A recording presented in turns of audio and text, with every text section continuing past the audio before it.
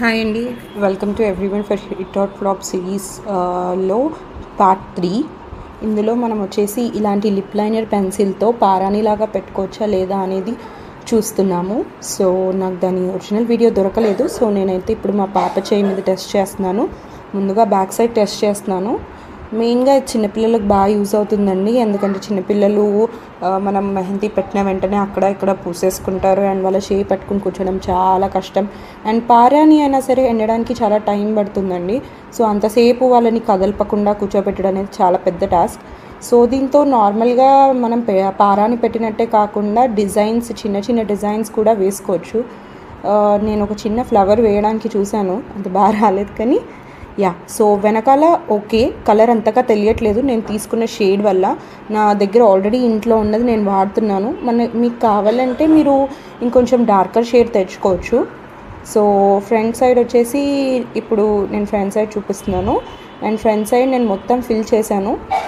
ఇలాంటిది మనకి ఆల్తా పెన్సిల్స్ కూడా ఉంటాయండి ఆన్లైన్లో. నేను అమెజాన్లో చూస్తే అది 199 ఉంది. మనము ఇది ఒక 30-40 రూపీస్కి దొరికేస్తుంది. సో ఒకవేళ ఈ ట్రిక్ వర్కౌట్ అయిందనుకోండి, ఇది బెటర్ అనేది నా ఫీలింగ్. అండ్ ఇది ఈజీగా దొరికేస్తుంది.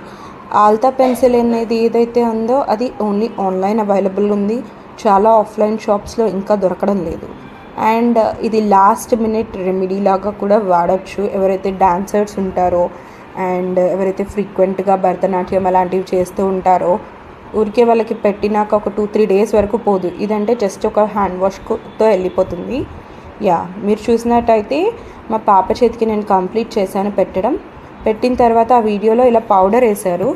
ఎందుకు అంటే ఒకవేళ మీ లిప్ లైనర్ స్మడ్జ్ ప్రూఫ్ ఉందనుకోండి, పౌడర్ అనేది అవసరం లేదు.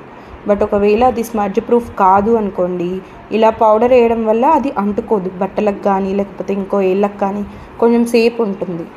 ఎప్పుడైనా మన ఇంట్లో చిన్న ఫంక్షన్ ఉంది, వెంటనే మెహందీ పెట్టుకోవాలి అన్నప్పుడు కూడా ఇది వర్కౌట్ అవుతుంది. This is definitely A hit.